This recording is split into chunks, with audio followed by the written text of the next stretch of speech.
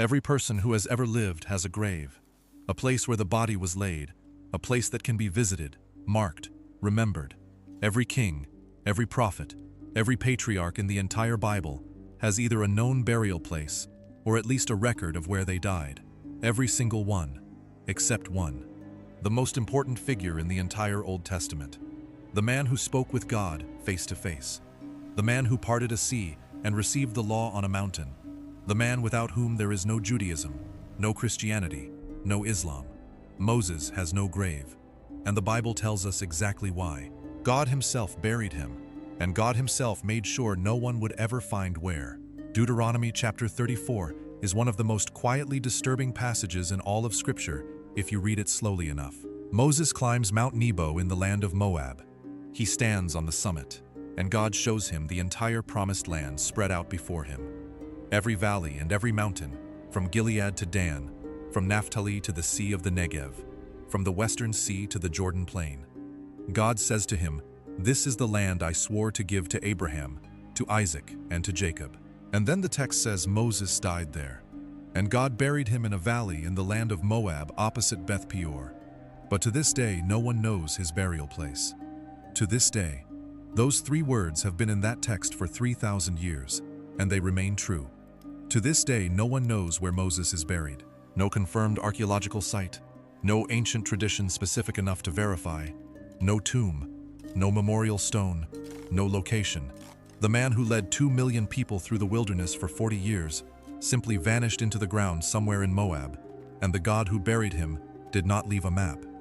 The question that demands an answer is why? Why would God deliberately conceal the burial place of his most trusted servant? Why would the death of Moses, one of the most significant events in the entire Hebrew narrative, be handled so quietly, so privately, so completely without ceremony or memorial? The text does not give a reason. It only states the fact. And into that silence, Jewish tradition, Christian theology, and one extraordinary letter in the New Testament have been pouring answers for 3,000 years. The most remarkable answer comes not from the Old Testament, but from the New. In a letter so brief it occupies barely a single page in most Bibles, a man named Jude mentions something in passing that has puzzled readers ever since. He writes, "Even the Archangel Michael, when he was disputing with the devil about the body of Moses, did not himself dare to condemn him for slander, but said, 'The Lord rebuke you.'" One sentence, no explanation, no context, no story preceding it, just a reference to an event, a dispute between an archangel and the devil over the specific body of Moses, as if the reader already knows what this refers to.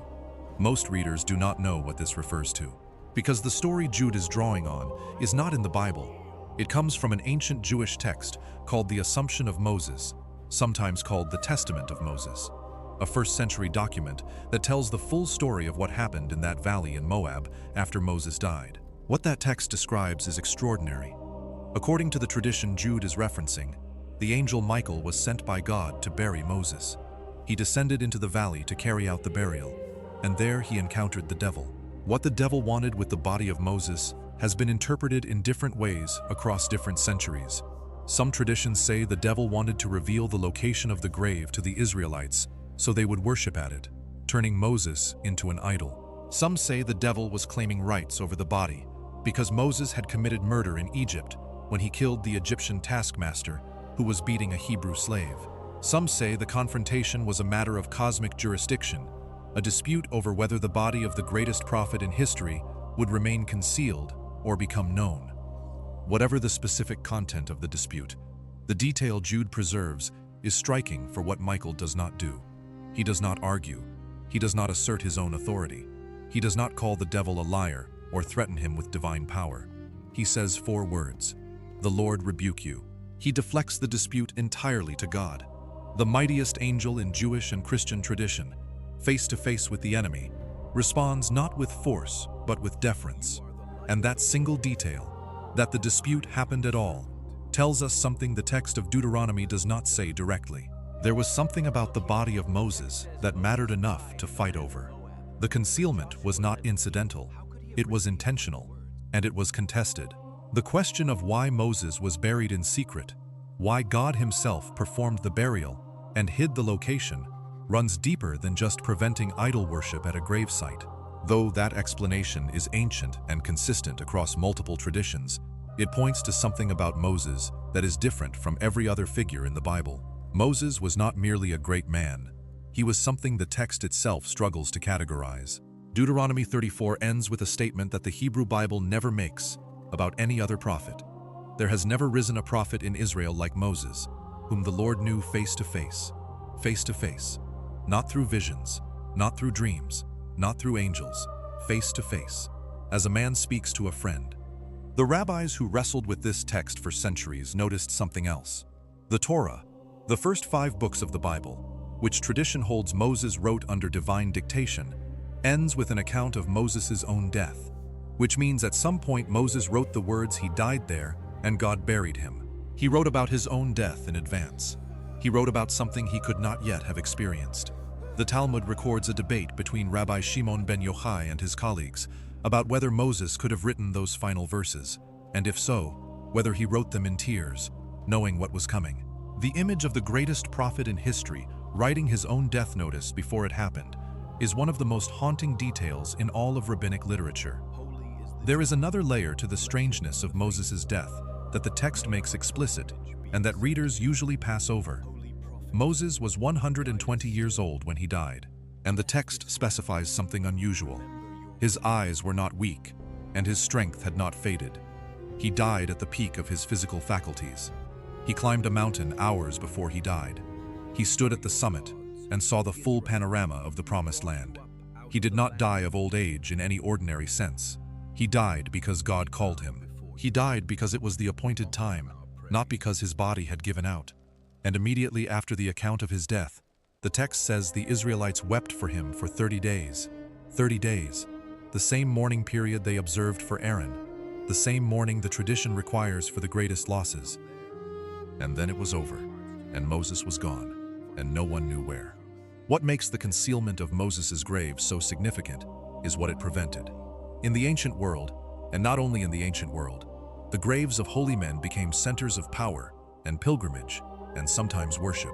The bones of prophets were fought over, relocated, venerated, and in some cases, treated as objects of miraculous power themselves. The medieval church built entire cathedral complexes around the relics of saints. The tomb of Abraham in Hebron remains one of the most contested sacred sites on earth today. The tomb of Rachel near Bethlehem draws hundreds of thousands of visitors every year. If the location of Moses' grave had been known, if there were a specific valley in Moab where the man who spoke with God face to face was buried, what would have happened to that place? What would have happened to the bones? What would have happened to the faith of a people who were already, throughout the wilderness narrative, repeatedly tempted to replace the invisible God with visible objects they could see and touch and carry? The golden calf was built while Moses was on the mountain. The bronze serpent Moses made in the wilderness was eventually destroyed by King Hezekiah centuries later because the Israelites had begun burning incense to it and calling it by a name. Even objects that were meant to be temporary aids to faith became permanent objects of devotion.